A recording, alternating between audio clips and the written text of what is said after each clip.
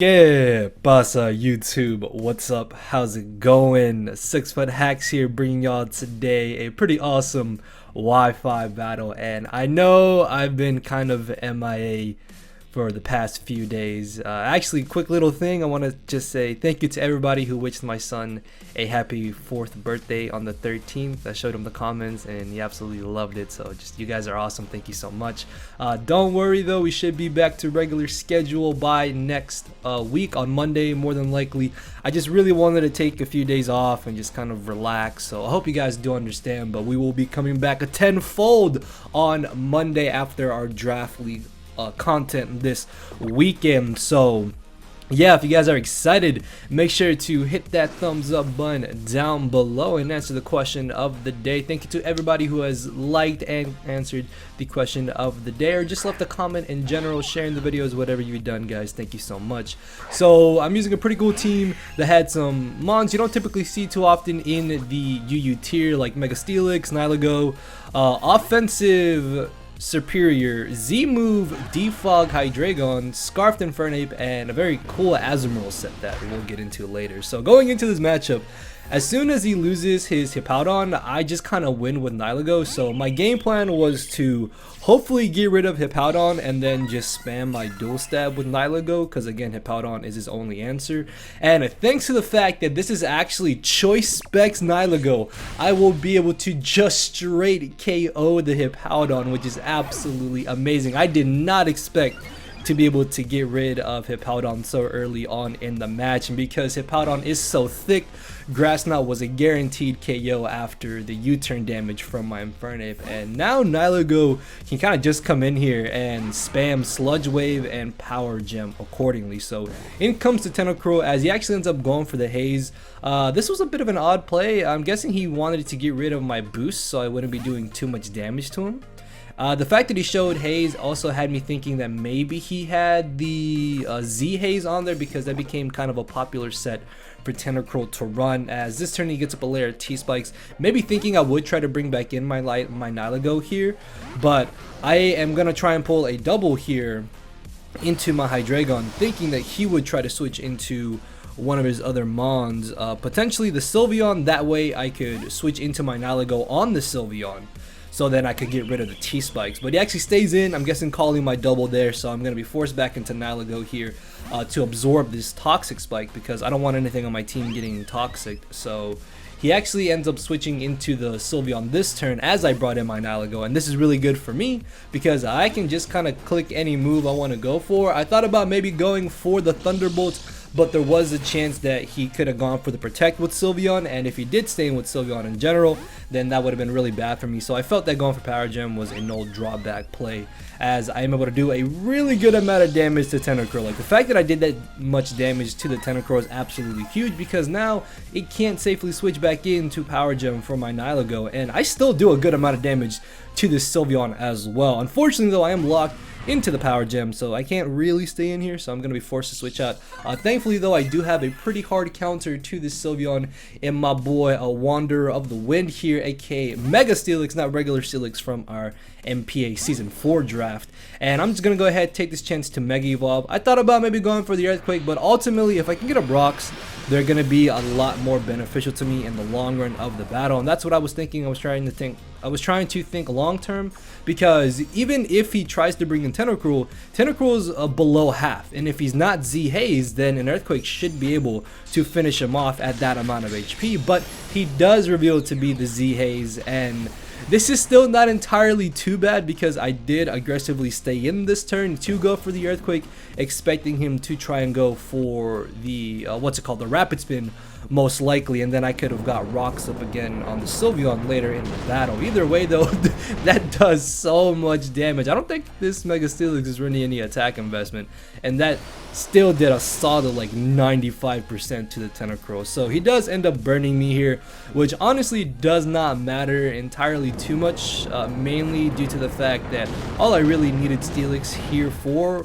was to get up Stealth Rocks. Like, yeah, it's a good switch into the Sylveon, but I still have Nihilego in the back, and now with his Tentacruel gone and his Hippowdon gone, I can just kind of click Sludge Wave. Even if this is a max HP Marowak, it's not going to be appreciating a choice spec Sludge Wave after Stealth Rock. So I'm going to try and sack off my Mega Steelix here as he pulls out the substitute, and that actually had me a little bit worried, because if this thing ends up behind a sub, there is a really good chance that it's going to get not only this KO on my Steelix, but potentially another KO as I try to break his substitute. So I'm just going to be aggressive here. I'm going to keep spamming Earthquake. I really don't mind if he wants to bring in the Pidgeot, because my main focus right now was to ensure that Marowak did not do too much damage to my team. So he does end up switching here directly into his Mega Pidgeot, calling me on the Earthquake, which was a good play on his part. And much like earlier, I'm just going to stack off Steelix. At this point, I really don't need it. If anything, I can maybe try and Toxic this Mega Pidgeot. I don't know why I did not remember its name for a moment there. So he ends up knocking me out with the Heat Wave, and I'm gonna bring in my Infernape here. I didn't want to bring in my Nihilego just because I felt like maybe he would have Hidden Power Rock. Then again, Nihilego is not really too common in the UU tier, and Mega Pidgeot typically carry Hurricane, Heat Wave, U-Turn, and then Roost, or they have Work Up over Heat Wave. They don't really typically carry hidden powers, but either way, I just wanted to be on the safe side. And even though I am Scarfed, I don't knock out the Pidgeot after the Stealth Rock's damage. It was a roll, but it was not a roll in my favor, so I don't mind sacking Hydreigon here, considering that Hydreigon didn't really do much so long as he had Sylveon around, because I couldn't hit it for any type of super effective damage. So at that point, Hydreigon was just kind of dead weight. And shouts out if you guys get the nickname of the Hydreigon. So this will allow me to bring in my boy Cappuccino. Shouts out to Sexy Metapod. Actually, he showed me a legit shiny Nihilego that he caught. I mean, mine is legit shiny caught too, you know, hint hint, wink wink there.